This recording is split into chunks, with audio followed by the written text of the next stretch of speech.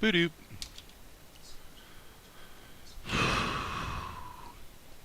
I'm live. Okay, back to work. Earlier today, we knocked out. Well, we fiddled with this shot, and then we knocked out this shot, which I thought came out quite nice. So this could possibly be punched up a little bit with some a little bit of plastic tool. So I think what we'll do is we'll actually, yeah, let's punch it up a bit, and then we'll get on to the next shot of Tianara. So this is shot number 529. Boom. All right, file. We're going to save all here and just save this as 529. So we have it ready to rock. Our render settings are going to be all in a bit of a mesh. 529 render, and as always we're rendering to JPEG. Alright, so we'll save our settings and we will come back to this. So this should be a fun shot to do. This is Tianara getting snarky. She's getting snarky. Yes sirree. And we're going to do the same thing we did this morning where, let me see here. We don't have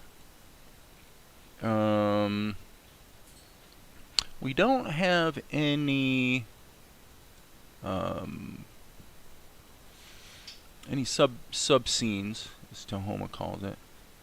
So I think what we'll do is we'll just bake this baby down to a sub scene. So that means if I were to use pop-up menus, which I almost never do, you would collapse it, and it combines all those levels into a single sequential level, and that just makes it a little easier to deal with the plastic tool. So the only downside to it, obviously, is that the opacity of this layer doesn't really transfer up, but doesn't really hurt us at all. Okay, and so we're going to create a mesh. Good enough. We'll choose a different name. We want Tahoma to create a unique name for it. Typically I put 2 nodes on the root just to be safe. And now in this case what we'll probably wind up doing is we'll have to create multiple meshes through the time final pose. So it's not a big bunch of stuff we need to do here, and frankly we probably could let me see here. Let me see when his arms move. Okay, right there. So we're really only going to be on the first 11 frames roughly. But let's see. Let's see where we end up. So typically I put a few joints, nodes, whatever you want to call them, in any area that I definitely do not want to have affected by the deformation of the plastic tool. In this case, let's say we will kind of step in here. Oh, okay. Once I invoke the plastic tool, the transparency transfers again. I guess that makes sense because what it's really doing is basically pre-rendering the subscene, and so let's just see.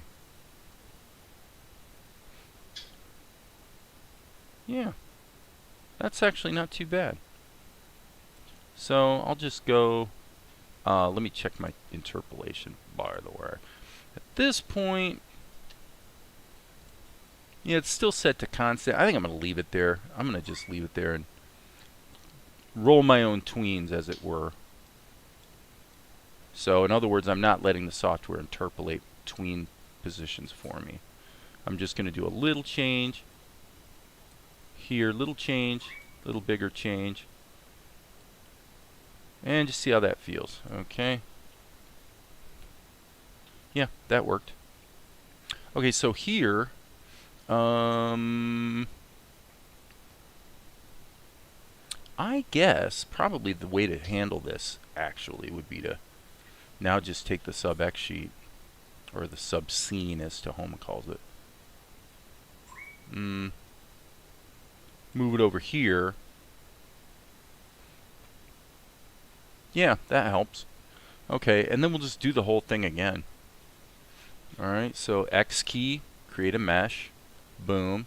And you can do this as many times as you need to in order to get the the animation that you're after. So build the skeleton, we'll do the same thing here.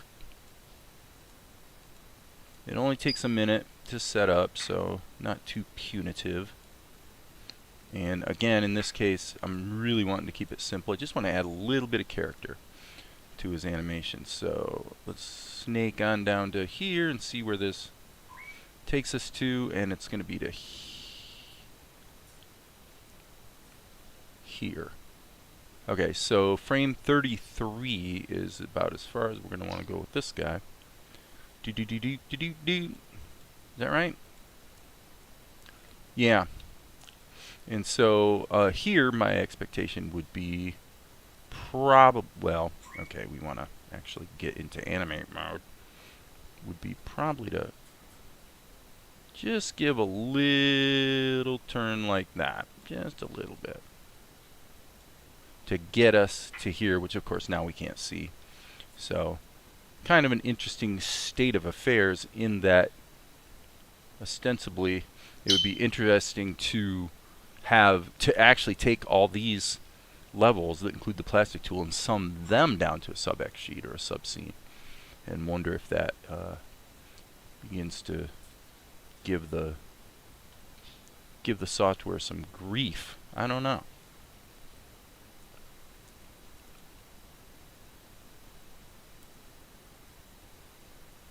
Okay, so right here, why don't we turn off keep distance?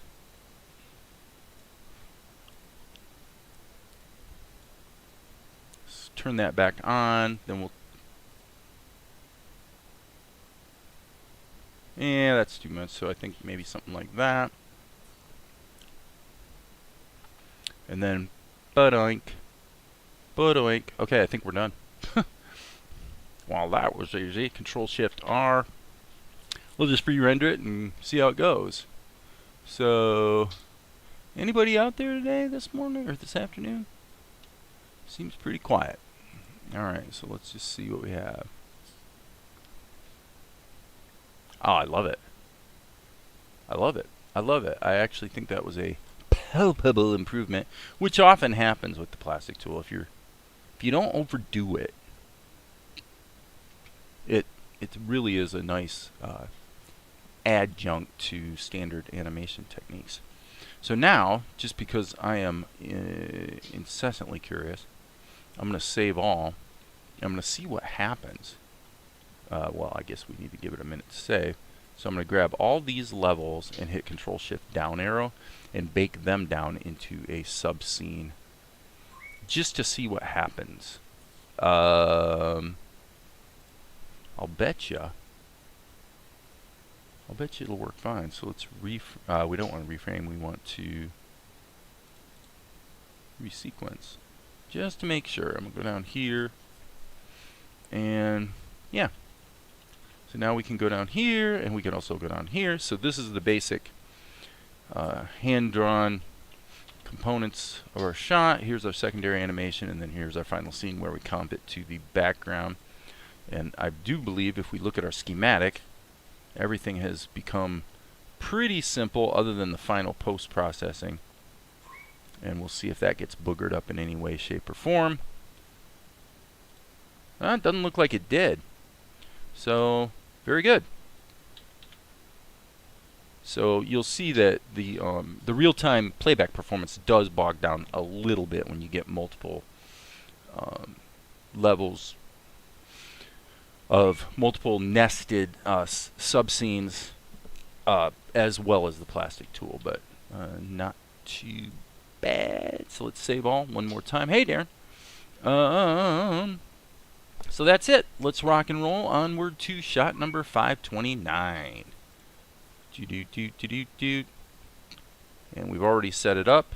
There it is.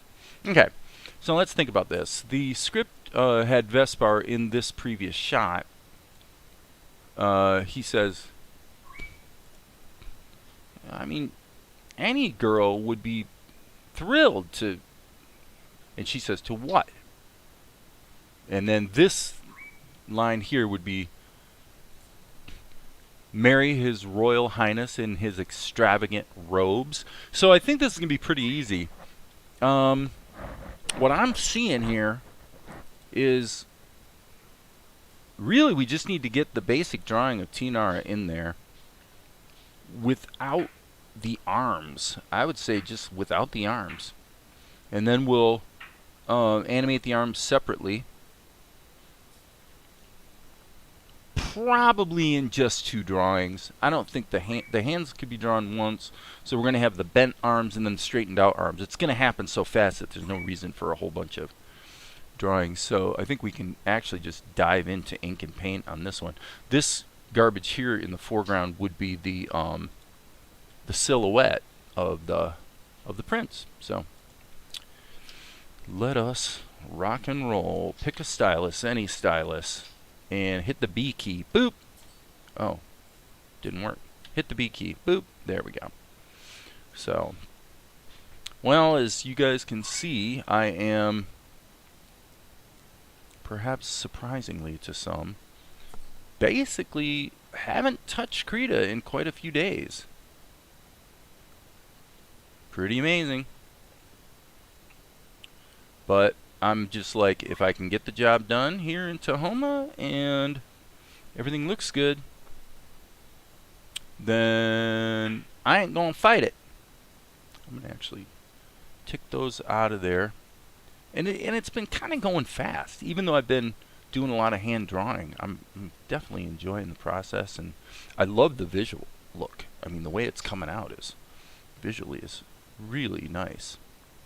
So kudos to could be my ingenuity, but it could also be Tahoma. So we'll give, something just happened.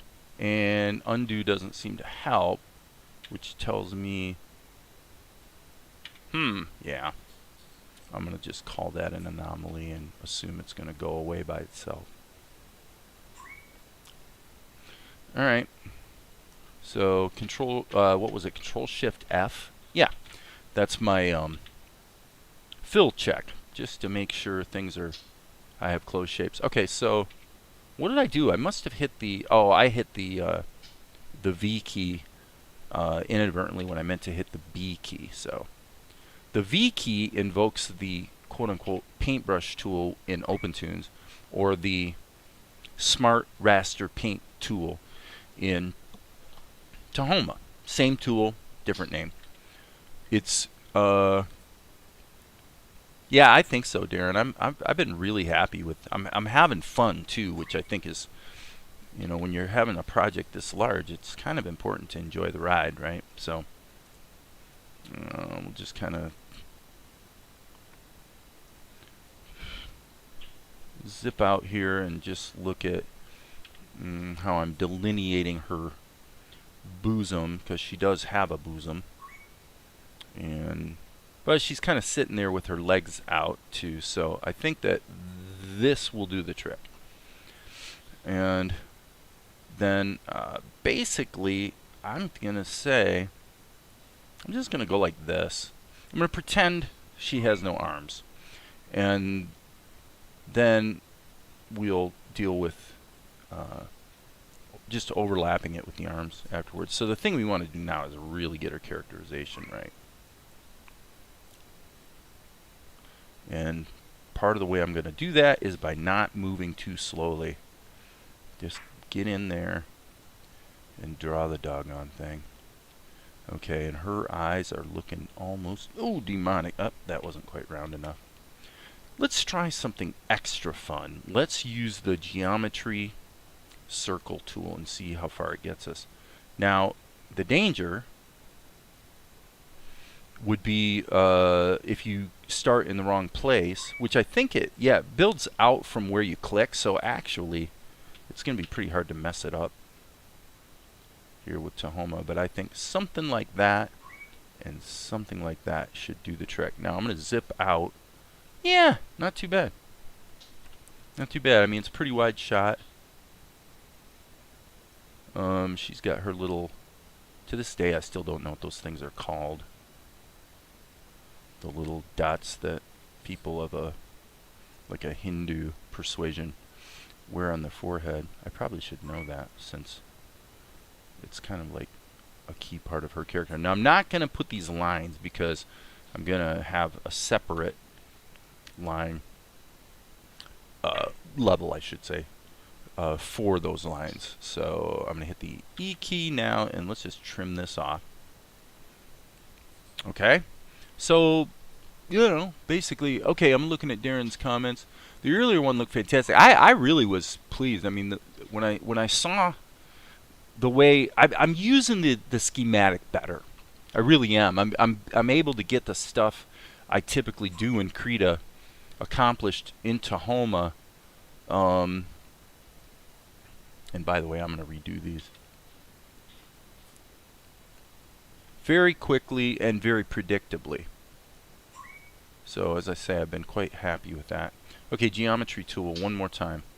Let's go. I want to just change. Nope, that's not it. She looks like she's looking at us. Let me zoom way out here. Yeah, I see the problem. Okay, so really this should probably be positioned more like that.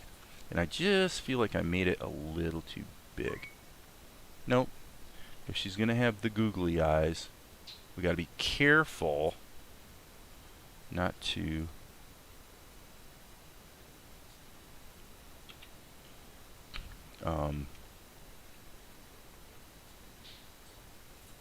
what am I trying to say here?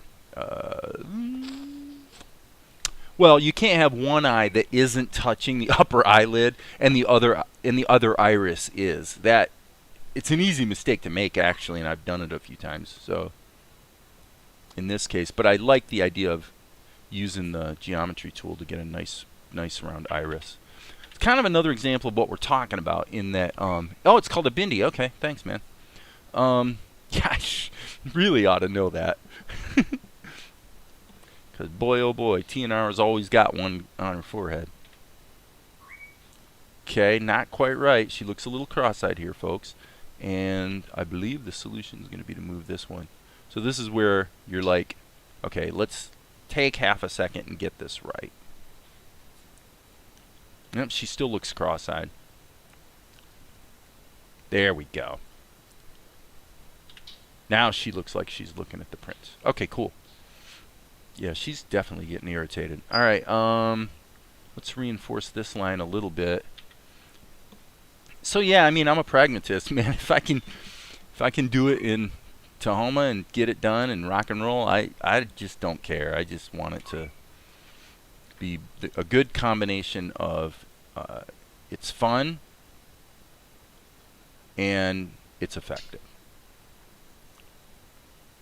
How did you know that? Did you Google the bindi thing just now while I wasn't looking? Is that what you did?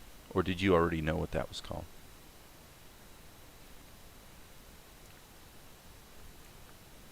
And by the way, thanks for hanging out. Oh, there's Razlad. I guess there's... Oh, we got 3 here now. Oh, they're going to be coming out of the woodwork. They're going to be coming. Before we know it, I'll have 20,000 people probably. I'm going to hit the M key, being that I'm right-handed. I think it'll be easier if I just flip it over.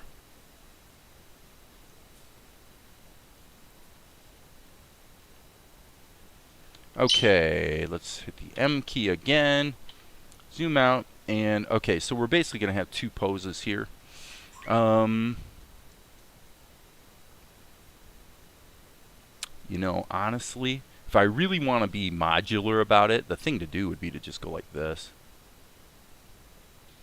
Just take, what I'll do is just put this down like that with some wrinkles. And then what we'll do is we'll use the fill tool to paint the lines in order to get rid of the seam. So you'll see how that works. It's pretty easy, actually.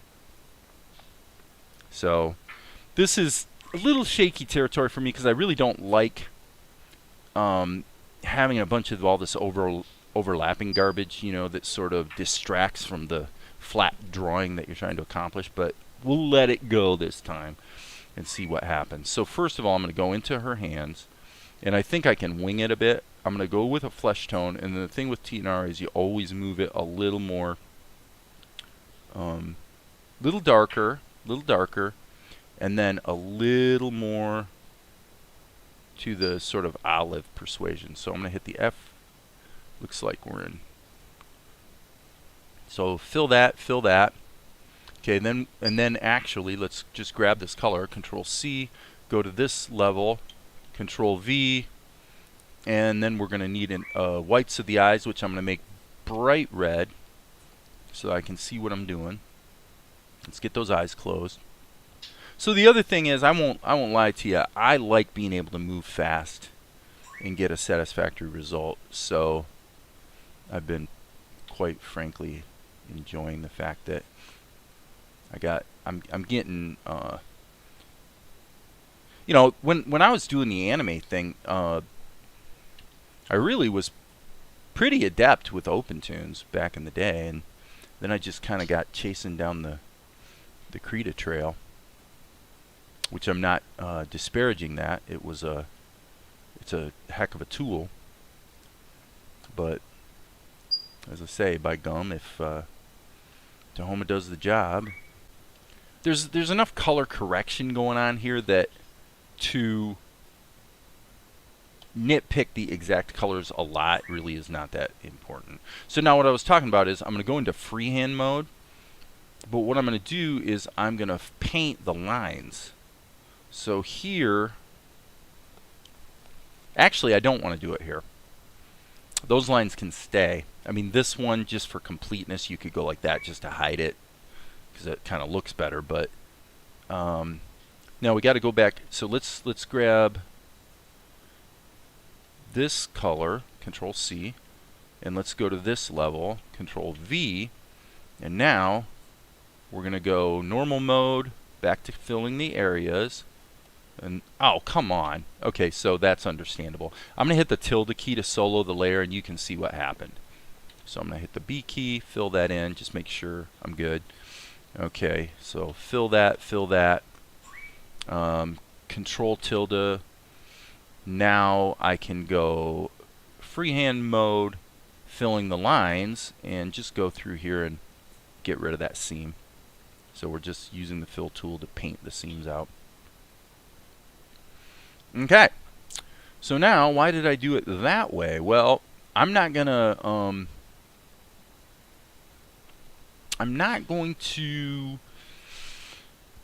what am I trying to say here? Think about this. I'm not going to work out the timing right now. Okay, I can already see something actually that I want to fix though. So let's pause a minute, put on the brakes, and I'll do this exactly the way I would have done it if I was working in Krita. I would probably grab Control, sneak that up just a little bit. We're just a little off here. Hit the M key. Yeah, I'm actually a little long on that other eye too. So is it going to blur out the imagery slightly? Yes, that's okay. We don't care about that. Okay, so now we're going to take the fill tool, but we're not doing lines. We're back to doing areas, flesh tone, and now we have to do a little lassoing to clean that up. So no big deal. All right, checking the messages, see if there's anything going on. God of High School. I've seen God of High School. Got an animation come today. Did the thumbnails and counter frames with clanking next month. Ah, animation commission. That's super cool. Well done, Razlad, or Razlad, however you say it. Okay, so if we go to actual size, and I'm still not satisfied. Still not quite satisfied here. So I'm gonna just keep playing with it. Unfortunately, I have to hit the brush tool to be able to see what I'm doing, get rid of the selection widget. So again, a little bit of cleaning up to do. This is where hitting the V key and using the what Tahoma calls the smart raster tool can be quite useful. You know, like right here, for example, You can just hand paint it if you want, because it's set to areas. Now you could set it to lines and areas so it covers everything. And whoops. So for some quick and dirty paint work at times, could be useful. Okay, so now what I was going to do is just do another drawing here. So I'm going to hit the B key. Actually, I'm going to hide her hands so they're not distracting me. Then here I'm going to hit the B key and go like that. Okay, just so that I want to keep this loose, so I can really kind of see what I'm doing and just draw it, you know, just keep it loose. Boom, boop, boom. And then this may wind up actually going behind Vespar, such that it turns out there's really no, I mean, there's the line, yeah. So I don't even need to animate her hands, oddly enough. Now, so really, we'll just take the hands out when we get to the point where it's appropriate to do so. So now I'm once again hitting the tilde key so I can close this off. Otherwise we're going to have to be springing leaks all over the place. Fill tool, once again in normal mode for areas. Boom, boom. And there we go. Control tilde. And so we take this off here. And just for completeness, what would probably make sense here is let's use a vector layer, just because we can instantly rechecking. All I can say is that it has never worked for me. I've only been trying it since with Tahoma 1.2. Tried it last week. I've tried it on several different scenes, and what I showed this morning has happened every single time. So who knows why? Could be something with the tablet driver. I mean, I might want to try redoing it with doing all the clicks with the mouse. See if that helps. I don't know. Okay. So now this is the sketch, and G, should we? No, we're not going to use that for background. Alright, so I'm going to hit delete. We can just get rid of the level.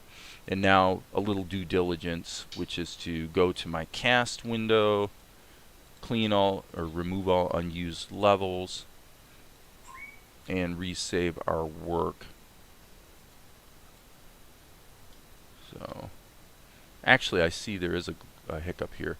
We need to take these hands, and here I'll just hit the D key to make a duplicate. And this one, I'll take the prints out as well, just so I can see what I'm doing. So we'll just do it this way. Hand 1 is going to go here, and hand 2 is going to go here. That's all we needed. Alright, so boom, boom, boom, boom, boom, boom. Nice.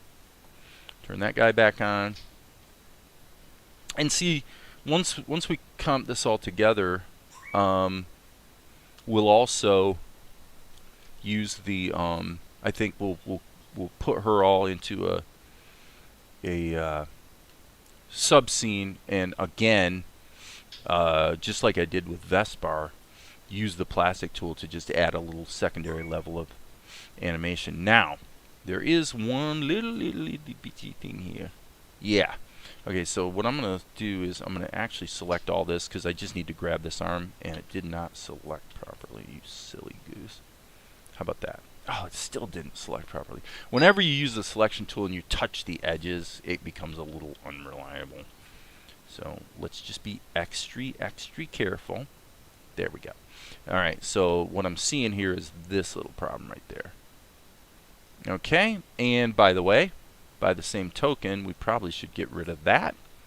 And by the third token, we should probably just paint over that little edge right there. I think we're in good shape. This is going to be, I'm going to make this lines and areas so I can actually just touch up over top of that. Because I'm not just covering, whoops, I'm not just covering the layer behind. I'm also actually making some mods on the arm layer itself. So let's go back over here. Yep. Okay. And I'm going to hit the G key to sample that palette entry so it grabs that color. Then I'm going to hit the V key. And again, lines and areas mode, and just paint over that little little hiccup. This little hiccup right there probably should be erased. And Control tilde so that we're no longer soloing that layer. Okay. So now what do we need to do? Well, with this stuff, I'm going to say let's just dive right in with some shadows and get her going on the shadow department, right?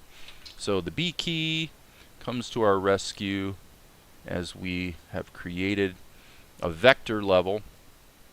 And it's probably worth noting that, well, I mean, if this is on top, actually in this particular case, probably what I think I'll do here is just be careful not to go outside the lines. Instead of worrying about how it's going to mask out and everything like that, let's just do a little more careful job of painting and trust that that'll get us where we need to be. So,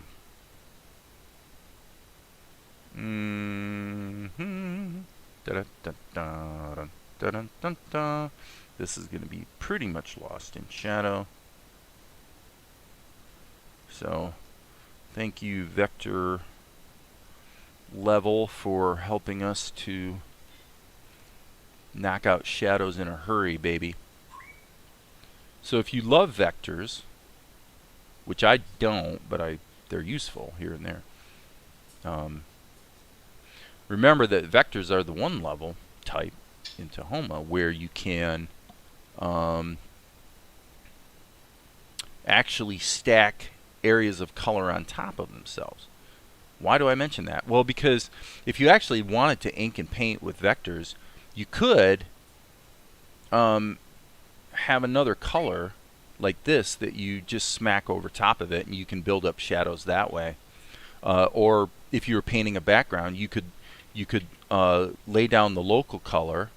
Like in this case, if I took white, and I'm not going to do this in the scene, but, and by the way, I am aware of this little hiccup right along here. But what you could do is you just say, hey, the local color is kind of a pink, right? And so then you can take some white and maybe go like this and just build up in a vector level the tonality you need. And because it's semi-transparent, it's going to actually pile up on itself as you add more. So then in this case, if I really wanted 3 good planes of tone, I'd probably, you know, what is that? It's 44 out of 250, so whatever that is, I'm guessing it's about 10% transparent. But that's definitely useful. I don't think I'm going to use that because, well, I'm probably going to use, once again, the body highlight effect for a rim light, and I don't want to get into multiple planes of tone on my character, but I did want to show. I think I want to do here, and again, I do notice the somewhat egregious, you know, a few glitches here in the color, but we'll get to that. Okay, so there's that. And of course, we're going to need a duplicate here so that we can then take the E key. And by the way, you can hit the Alt key to quickly resize your eraser. Can definitely, oh shoot, I didn't mean to do that. I just wanted to get this and that. Okay, and then the B key. Once again, in this case, we're not going to mess with masking it too much. We're just going to kind of be careful not to go outside of the lines. And you got to pick the right tool for the job at the time, you know. So, there we go. Holy cow, look at all these. Could be that double clicking issue you had before. Maybe we're trying out when you're in coloring range. It's not slowing you, that's true. So, okay, so here we go. We're going to take the scene settings, and we're going to allow the column filter and transparency for rendering, which means that we can actually just dial in our shadows like so. and expect them to work even on render. So there we go. Looking good. Something smells like Val's cooking out there in the kitchen. That's pretty good. Alright, what's still missing? Well, how about her mouth? Okay, so this, what we're going to do is hit the B key and add a smart raster level, and I'll turn on the onion skins, and we'll do it the anime way, which means we'll trace our lines knowing that that's going to result in lines that are a little off, and then when we toggle between them, that gives us our sort of lip sync action, because obviously somebody who's wearing a veil, you can't see her lips move. So boom, boom, boom, and Control C. Her actual line of dialogue is got to catch up with this stream tomorrow. Okay, see you, dear. Mary his. Okay, so we're gonna really slap this out quick. Mary his Royal Highness in his extravagant robes. Don't know if that's going to be quite right, but we'll see. So we got to get the timing here. Boom, right there. Okay, so basically frame 10, I think, is where we're going to want to switch poses. So we'll just go like this. That. Same thing here, down to there, and there, and oh my goodness, we're actually, believe it or not, getting close to having this shot ready to render. Now we got to deal with the background. In previous shots, okay, so we've had this out of focus background, and oh my gosh, she looks pretty in that shot. Love that. Alright, so I'm gonna say let's just add a level. We're gonna keep doing the Tahoma thing. We're gonna get crazy here. Let's try it with a vector level. Why not? I'm feeling frisky. Let's give it a crack. Okay, so what are we trying to do here? What we're gonna do is we're gonna, okay, so now this is a lesson, folks. This is where it's gonna turn into a lesson. Okay, so the idea is, what are the local colors that are involved here? The good thing about the vector level is that we have the ability to actually change the local color and build it up, as I showed before, using semi-transparent colors. And then if you decide that the local color isn't right, you just change that, and everything sort of you know, snaps into place accordingly. So I'm gonna say she's sitting on this sofa thing, so let's just kind of draw an area that's going to represent the sofa thing. Now another thing we can do, the other local color is almost, it's unfortunately kind of a similar color, but it's a pushing a little bit more towards the blue, and it's going to be a little bit darker. Okay, so now one thing we want to do is, frankly, this color is going to wind up being a problem. We're going to really want to build up from back to front. So with that in mind, I'm actually going to go ahead and delete this, delete everything about that, and let's start here. So what I'm going to do is add another color that's black but way, way, way, way transparent. Okay, and what we have going on back here is just some, it's just dynamics. I mean, it's just stuff, really. And it's going to be defocused as well. So now what I'm going to do is really dial this down. Okay, so this is going to be, as I say, it's going to wind up being transparent ultimately. So I'm just going to smack in these bits of color, and then I'm going to allow a few of these to overlap a bit. See how easy that is? Just a little bit of overlap, so that we're allowing some gradations of tone to happen here. And we'll basically smack a gradient over the whole shot too. So I mean, it looks great. Now let's take the same thing and go white, so that we can also just add a little bit of a sense of highlight here and there. So only 3 tones, and this is a darn good way to draw and paint any drawing or painting, no matter how realistic you want it to be, when you limit your tonal range, it really forces you to think about where the highlights and shadows are going to be. And now if you want to tighten it up, you could deepen those shadow areas a little bit. You could brighten those highlight areas, but you still have that nice green local color underneath, and there you go. That's what it'll look like on render, except we're gonna blend it too, or blur it.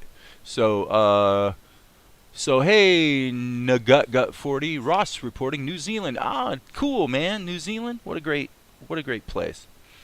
Okay, so again, we're building forward. Okay, so we'll deal with the gradients and the gradations of color in a bit, but for now, let's just get the local color for the sofa, something like that, and redraw it now. Okay, so we're just gonna like that, and there we go. And now that's a little too saturated, so let's just bring it down a bit. I like the effect that the dark is having on the overall tonality better than the light. So instead of going to a mid-tone and using a highlight and a shadow, I'm going to go to a little lighter tone and just use shadows and a couple layers of shadows. So this should be pretty good. I'm looking at the other shots to kind of see what I've got to work with here.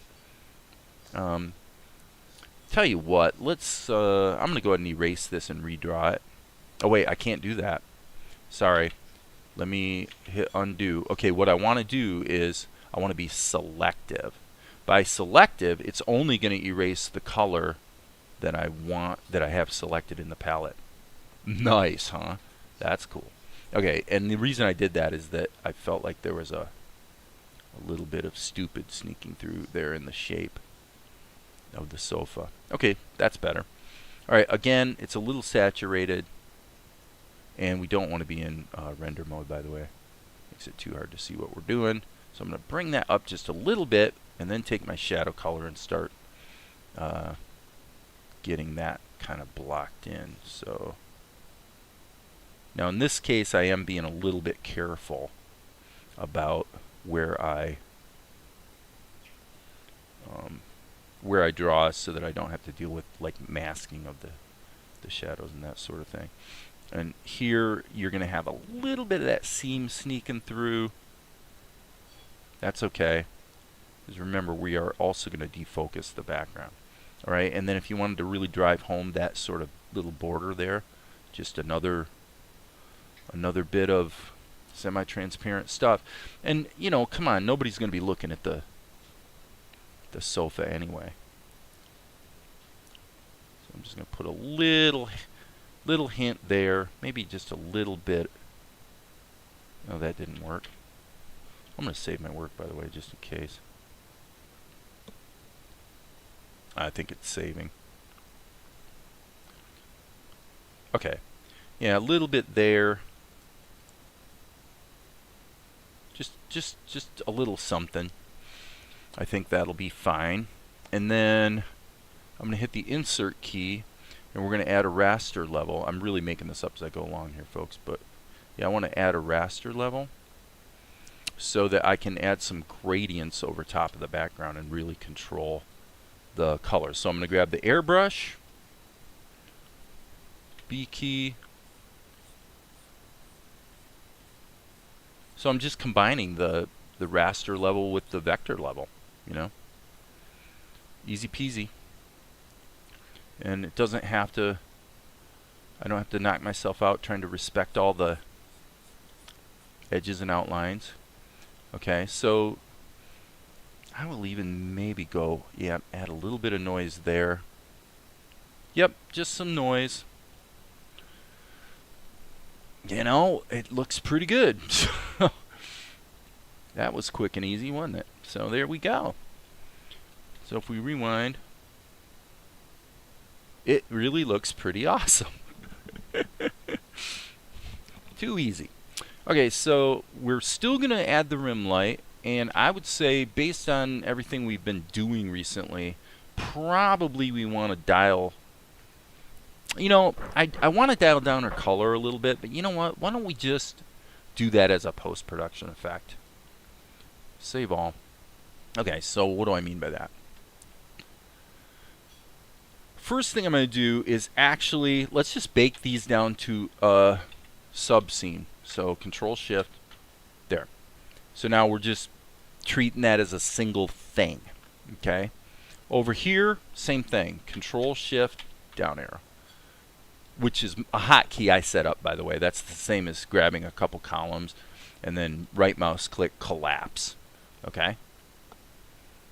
We'll just leave that over top. So I like organizing my work this way. I like packing things, baking them down.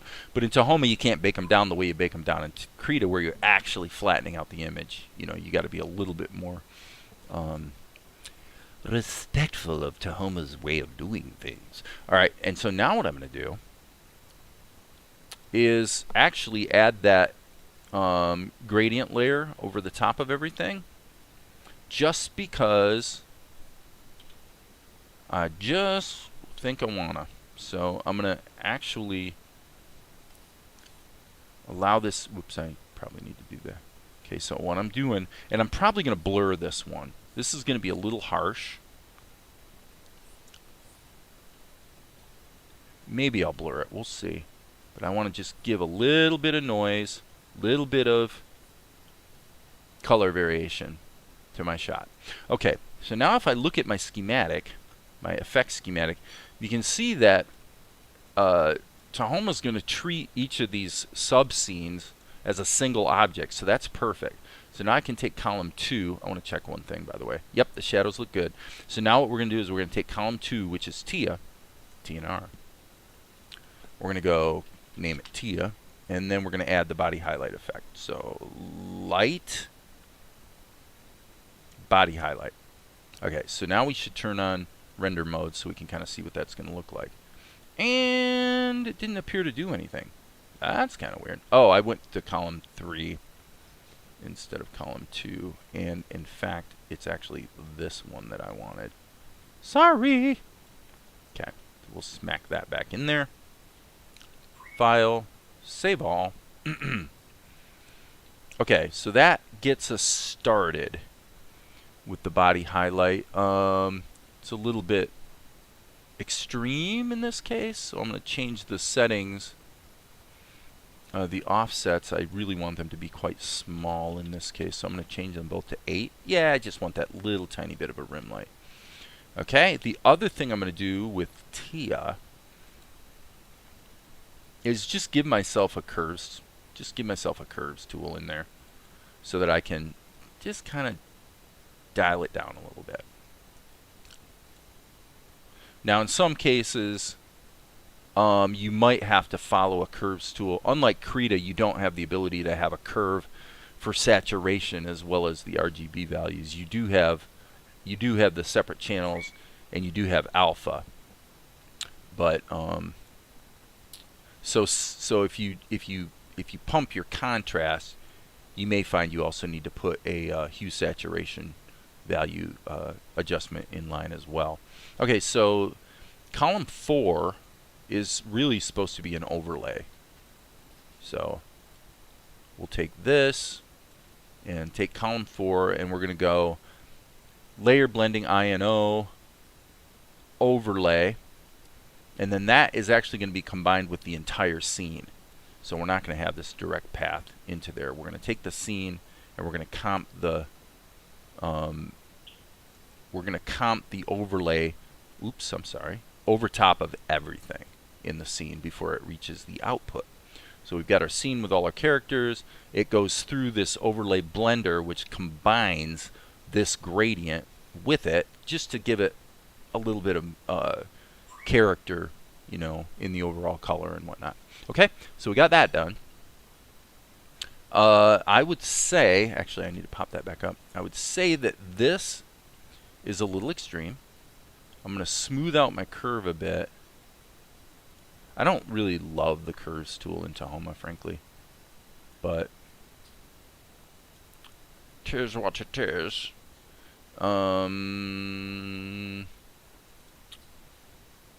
And man, yeah, I think what I'm going to have to do is try to get her to sit in the mix, like so.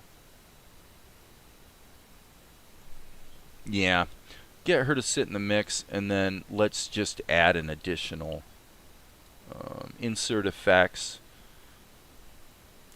Be image adjust. I use HSV scale. It basically says that no change in saturation is 0, and so you're just going up or down from 0. And as you can see, it actually is causing the contrast effect to be a little more muted. So I'm actually going to smack that down even more. Yep, that's probably getting kind of close. So this needs to be like 5 pixels maybe. I mean, it needs to be, maybe a little more than that. Let's try 8. That's pretty good. That feels pretty good. Everything seems to be marrying together pretty nicely. Now, this guy, do we want to pipe down his color a little bit? I think so. And, by the way, let's blur him as well. Let's defocus him in the foreground. So let's take column 3, this one, and this one we will add a blur as well. This blur might actually look good right out of the gate. Let's find out. Boom. It's a little strong. It's a little strong. Let's hyper that down to maybe 32, something like that. And I would say maybe we're done. Oh yeah, one more thing. Let me go into Tianara's sub X sheet or sub scene. I don't really want these outlines to be black. I want them to be more like boop, something like that. Okay, and then I hit Control up arrow, and there it is. Still feels a little dark, frankly. Oh, I see. Yes, because I didn't do it to the arms as well. So down into the sub X sheet, take that color. We can cheat a little bit by grabbing this hex value, Control C, and then here we'll just paste that hex value into the other, all 3 layers, or levels, as Tahoma calls it, so that we match up the outline colors. And now we climb back up and we hit Control Shift. Actually, let me double check that I saved my output settings correctly. 529. I did, and I hit Control Shift R to render the whole darn thing out. And now let's go jump over here. If you do any painting in the actual software, you can also add textures. And yeah, that's true. That's something, I'll tell you, a good point, Soda Pop. I have not done that at all. I don't think I've ever used textures or gradients, frankly, in Tahoma. So there's our shot. So I'm going to just delete the storyboard image because we don't need it anymore. And now we're going to go to Project Media, and we want scene number 529, which I am. Okay, there's a glitch. It looks to me like there's a glitch. Yes. Okay, so there's something wrong in our output settings because folder 529 does not exist. So let's just double check what's going on here. Scene 529 render. It's lowercase. I'm gonna look at this on the other. Oh, it's supposed to be scenes. I'm so silly. Yep. Oh, phooey. Oh well, that's no big deal. That should be scenes. Ba-doom. So now I have an erroneous. Whoa. Okay, did you see that? Scenes. Yeah, actually that's correct. So now there's going to be an erroneous folder on my system called scene, and I can see it. I can see it right there. Well, with great power comes great responsibility. So if you're going to actually, you guys probably couldn't see this. Yep, I'm on the wrong screen. Sorry about that. Right there, we've got a new folder called scene, which I'm pretty sure I'm not going to be able to delete until after I close Tahoma. So if you put in a file path that's slightly spelled wrong, then this is what will happen. So anyway, so now I think we're in good shape. Let me try to import one more time, and indeed now we do see folder number 529. I'm grabbing the 24 frame sequence, a mere 3 seconds of show, and there it is. We'll drag it in, hit the properties, disable the resampling, and hey Maria. So now let's just kind of see what we have here.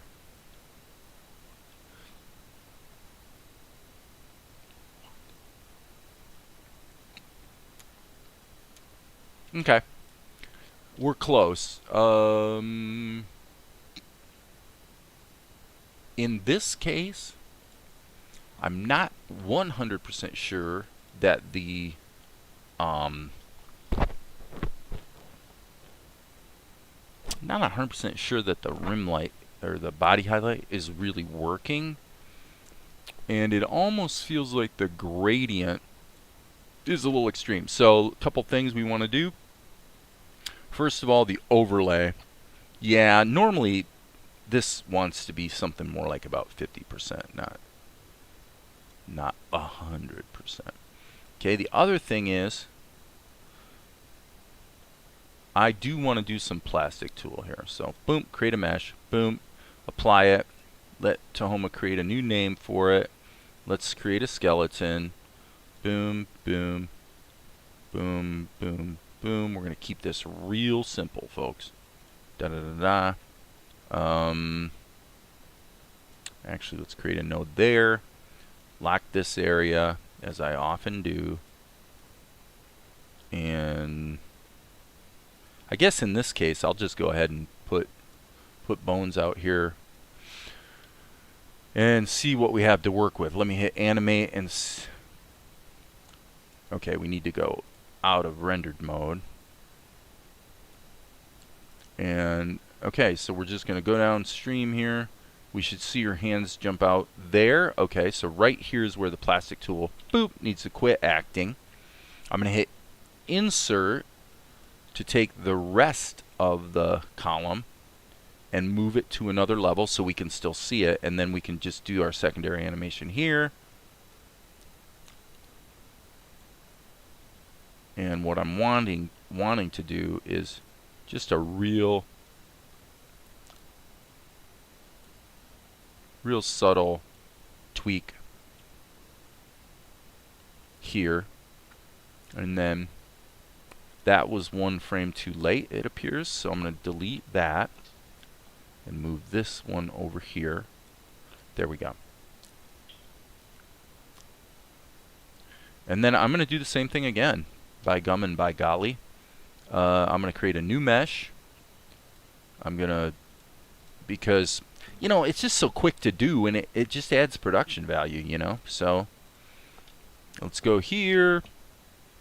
Very quickly build another skeleton. We don't need to be too fancy schmancy about it. We'll just lock this down. Lock this down. Boom, boom, boom, boom, boom. And again, branch it off here. That's about all there is to it. And back into animate mode. Now let's just look at what we have. She goes bump. I want to see a little bit of a lift here.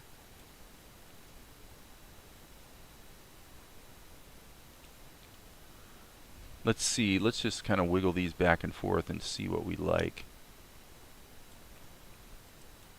Okay, so the problem here is I forgot to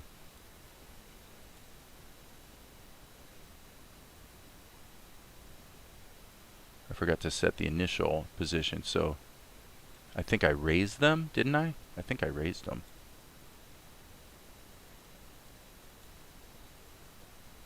So, yeah, it's amazing how a little bit of... Yep, look at that. Isn't that sweet? Guys, Control-Shift-R. Render that sucker out. Let's jump back over to the show. And I'll turn the preview on. So these are the 2 shots I've done today. How are we doing on time? Ah, man, this is a little bit brutal. I've only done 8 seconds of show. But that's okay. It looks good. That's the important thing. Okay, her outlines are still too dark. And we could stand to have a bit of an outline around the perimeter of the sofa. So let's just fix those things. And then I would... Is it 5 o'clock already? Holy cow. I'm freaking out. I'm freaking out, people. I can't believe how late it is. It's been kind of a busy-ish day. Busy, busy, busy. Okay, and then what did I say? This, let's go down into this sub-X sheet. And, or sub-scene is the correct parlance. And I think we can use this brush. I'm going to hit Control Spacebar to just rotate this around. And we'll see if it works. Probably we want kind of an outline color.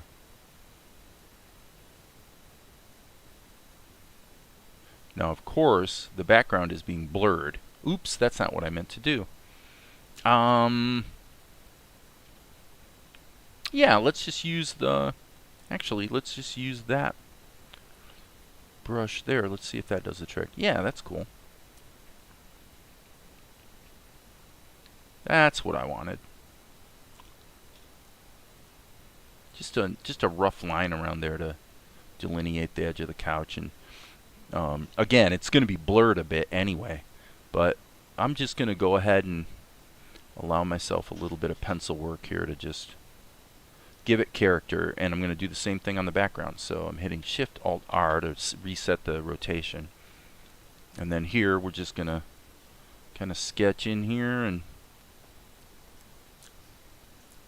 just give it a little something. And pop back up out of there, and let's just re-render and see what happens. Okay?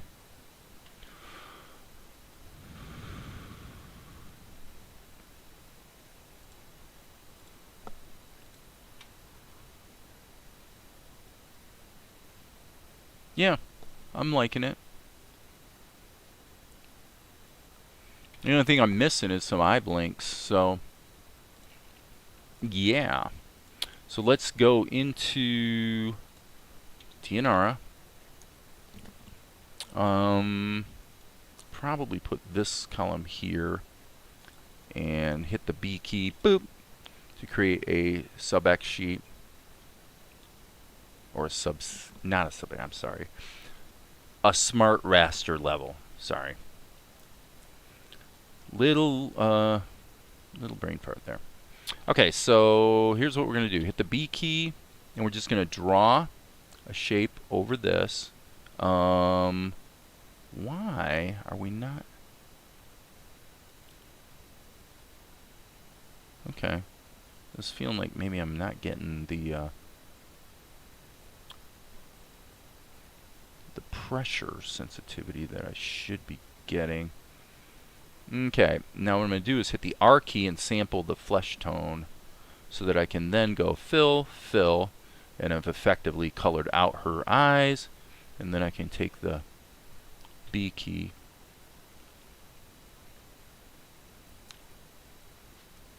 just sketch that over top. And now we can take this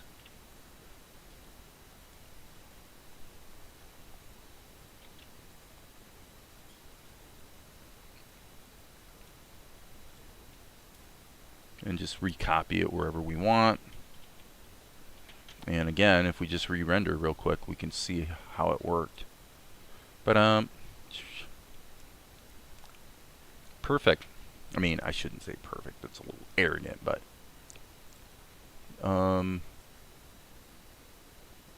and actually, I'm gonna, now this is funny. I'm gonna allow the video to loop. Okay, so here I'm just going to extend the, I'm going to extend it so it loops around because that takes her back to this pose. And I just want to catch a little bit of it. Okay? So, we touched this up today.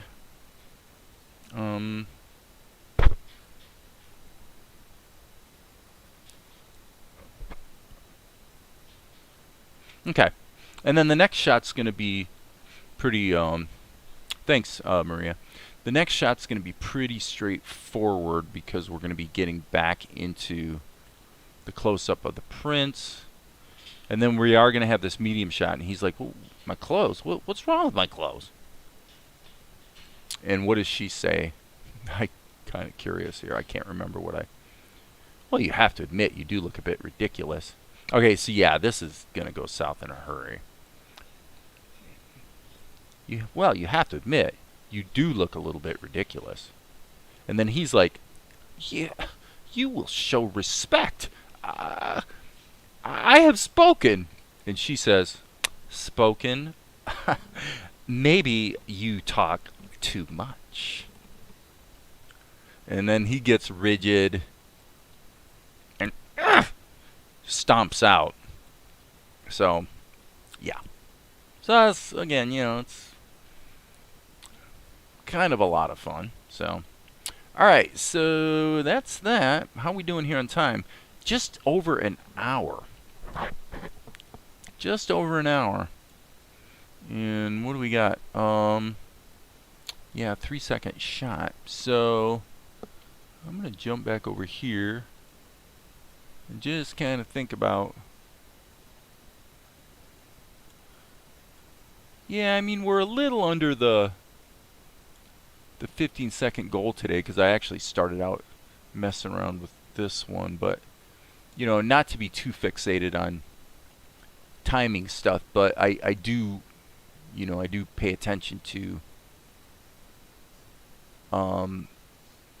you know, the economies of what I'm trying to do here. And it looks to me like basically we've got 4 days.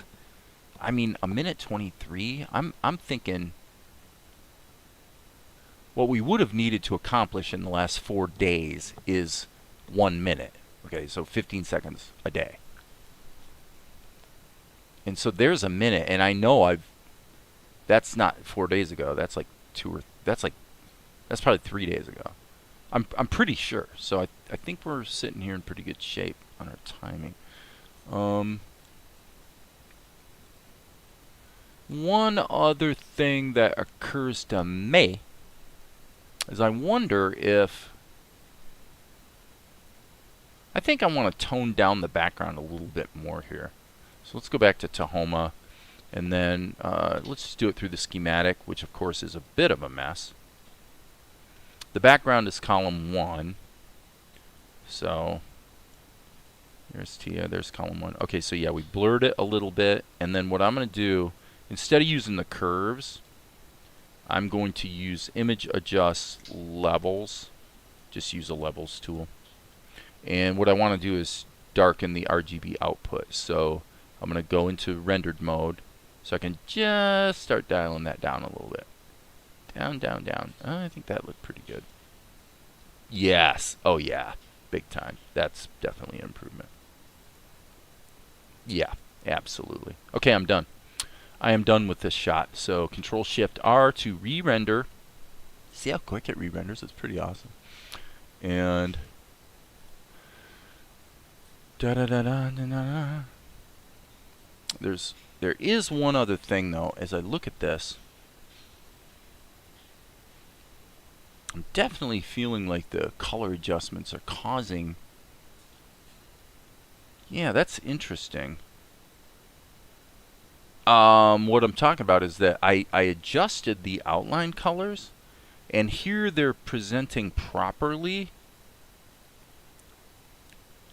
and up here they're not. So it leads me to believe that what's going on here is that the contrast work on the teal level, body highlighting, yeah, the curves. Let me see what happens if we turn the curves off.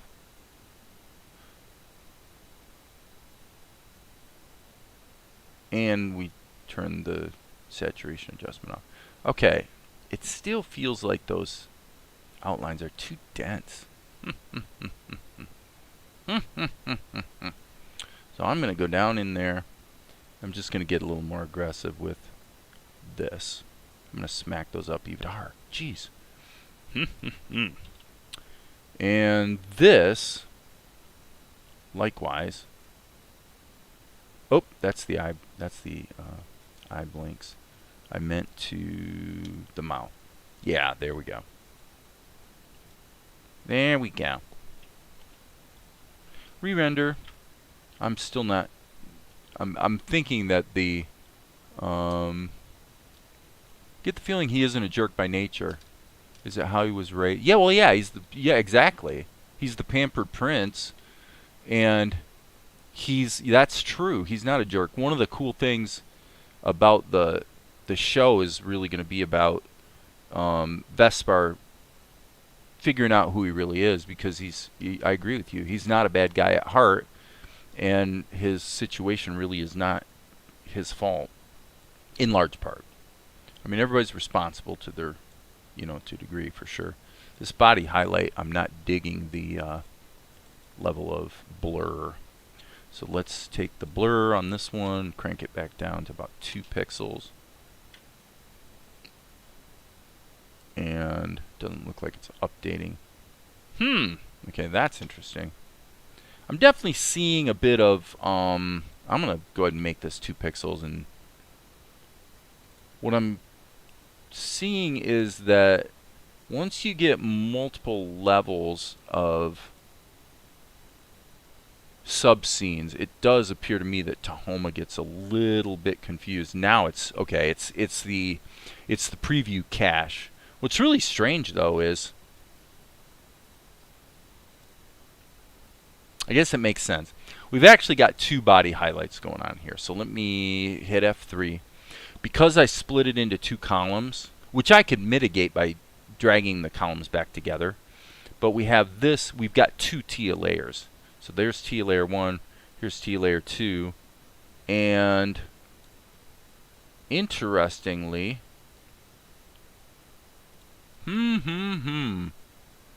I think we should take a risk and try to crash Tahoma. How are we going to do that? Well, I'm going to move this back over here. Hello? It doesn't want to move.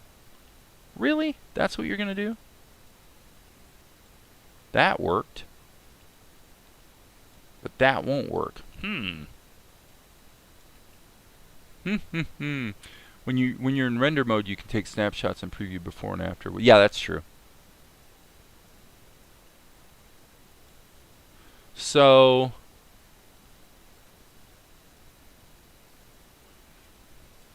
I'm going to say, in an abundance of caution, what I'm going to do is just fix both of these body highlights, just to keep it simple.